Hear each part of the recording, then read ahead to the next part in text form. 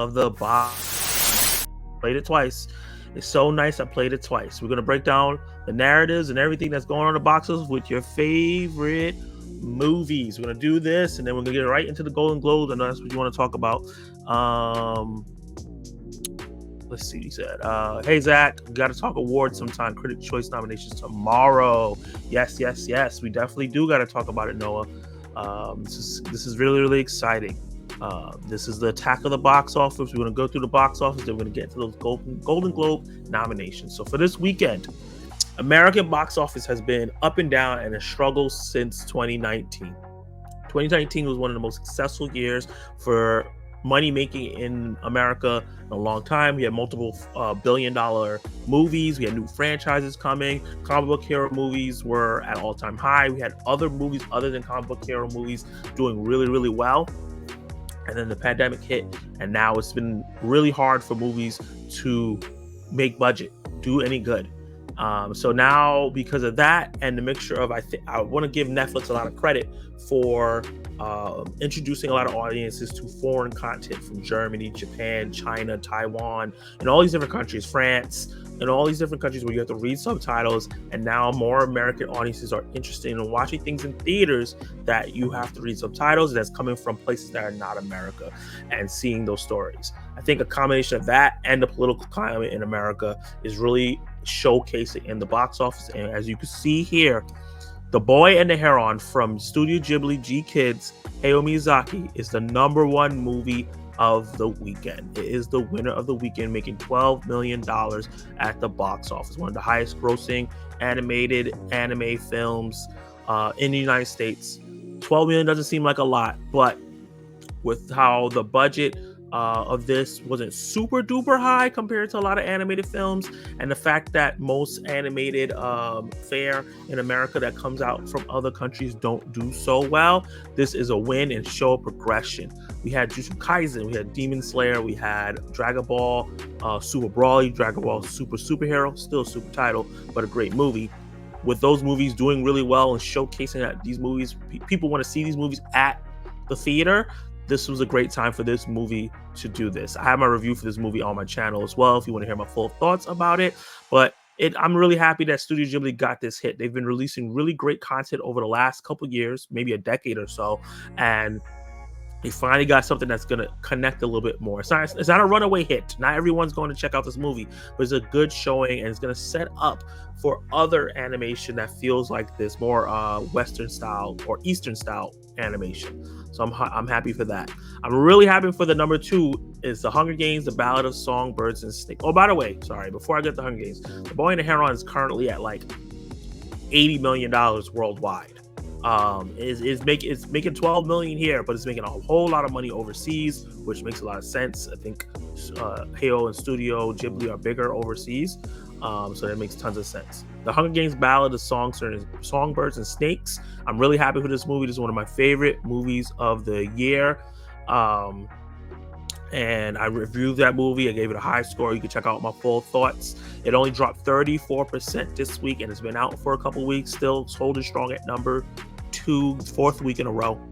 And I'm really happy for this movie that's doing so well. Made back its money. It's currently at 135 million. I think it was made for like 20-40 million. So that's really, really big. Godzilla -1 is #3, and this is what I was talking about.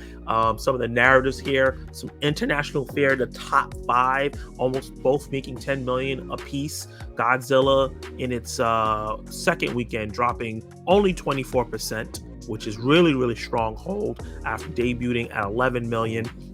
It's currently at 25 million domestically, and it's going to be a banger internationally. It's one of the highest grossing foreign films, one of the highest grossing Godzilla films of this kind, the non-American ones. So The Boy and the Heron and Godzilla -1 is showing that we are expanding our taste in cinema, and I'm really happy for that because a lot of the best cinema is foreign. So good for Godzilla -1.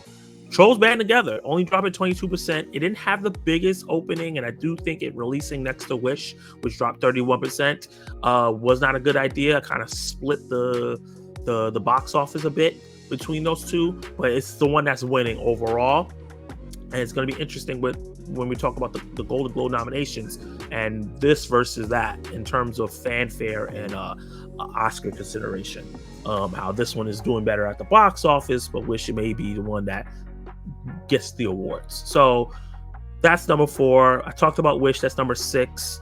Not a movie that's tracking really well, considering it's not going to be an Elemental where the word of mouth is going to catapult it to $150 million box office, unfortunately. Number 5, unfortunately, the Beyonce Renaissance film of the tour did not do it. Taylor Swift. It opened pretty low at like $22 million in the first weekend. Now it's in the second weekend and it dropped 74%, which is not great since it already had a low opening compared to the Taylor Swift. That's the thing, is the comparison. This is not too terribly bad for a concert film in general, but Hollywood and movies all about comparisons. We do it all the time, and the fact that the movie couldn't even do a quarter of what Taylor Swift did, and Beyonce, to me, matches the same energy as Taylor Swift in terms of how big of a star. There's some of the narratives that we talked about is that, Beyonce didn't hype this up as much as she could, or her team. It's not up to her, it's her team to do it. And also that she might be a little bit more adult, so some kids probably couldn't check this out as much as they could, because there was a lot of kids rewatching the movie in theaters throughout the week. So that could have hurt this a lot. It's coming at number 7, dropping from 6. Napoleon, dropping 43%. This movie is surprisingly doing really, really well overall. It's only 53 million domestic, but it's doing really well internationally. So it may make back its money, which is very, very interesting. I have a review for that movie as well on my channel if you want to check that out, and for Godzilla, Hunger Games, and Boy and The Heron. Waitress the Musical, a trailer that I've been seeing over and over and over and over again in theaters and wondering who's going to watch this. People watched it. It made it in the top 10. In its first weekend, we get $2 million. I'm not sure what the budget for this film was, but I'm pretty sure it's not a lot. And yeah, that's a success, and it may be something that we can do push it forward. The Hollywood and the movie theaters are looking for different types of content that they could put in theaters to draw people to come watch it. I think that musicals coming to theaters could really, really help, because after the run of the musical, obviously, because the musicals are super expensive and sometimes people can't pay for the live performance, so you go to the theater and check it out. That with films based on tours, I think comedy shows could be really interesting as well after the run runs up, and maybe a streaming service runs up. And I think wrestling is an untapped market. I know that Regal and AMC plays wrestling shows sometimes, like the pay-per-views and the premium live events, but it's not as wide as I would like. There's only in one theater in New York. Actually, it's not even New York. I would have to go to New Jersey to go check out a pay-per-view, and I think it's something that we would love to do as a group. I remember growing up going to someone's house to watch a pay-per-view for wrestling, and I think if you could go to a theater, maybe rent out a theater, or you just buy up all the seats to watch a pay-per-view, that would be some gangbusters. They don't even have to run it that many times. Obviously they can't, because it's live and it comes out on time. I don't know, but I think that's something else that they could do. So Waitress is a success to me in my eyes in terms of narratives and pushing forward, something that theaters could do. The Animal, which is another foreign language film. We got another foreign language film in the top 10 at number 9, making $2 million, dropped 61%, which is kind of high. But to me, that's a success because these movies don't really make it to the top 10. It's an Indian film. So that's really great. The Shift is here, Silent Night, and the Marvels, certain movies that just didn't really do that well, drop hard. Unfortunately, the Marvels continues to not do well, only making 82 million so far, hasn't even made the century mark. Thanksgiving is going to be on premium on demand pretty soon. I think in the next week or the week after, and I'm excited to check it out because I didn't get to see it in theaters, but it made 30 million in theaters, which is not terrible for a low budget horror flick. So it made some money. It's going to make even a ton of money on digital. So I think this is a success, and I think they know that, and that's why we're getting a second one. Saltburn dropped 35%, made 8 million. This is an awards film, a very weird one I heard. And it has, when we talk about the Golden Globes, it has some nominations. So it made $1 million. Nobody really expected this to go too crazy. It doesn't have any box office stars in it. So yeah, it's really, really interesting. Die Hard, Christmas movie of the year. Got re-releasing for Christmas. made almost $1 million, which is not bad for a movie that's so old, for people to see it that much. And even though it's such an old movie. And that's why I think that the Disney Pixar films that they're releasing next year in 2024 has a chance for people to go check them out. Holdovers, Poor Things, did really, really well. I know this number looks low, but for such a small film and how many theaters it had, 9, it made a lot of money just for playing in like 9 theaters. So I know a lot of people didn't get to check it out. I got to check it out early because it goes wide on the 22nd. That's where everybody across the nation will be able to get to check it out easier.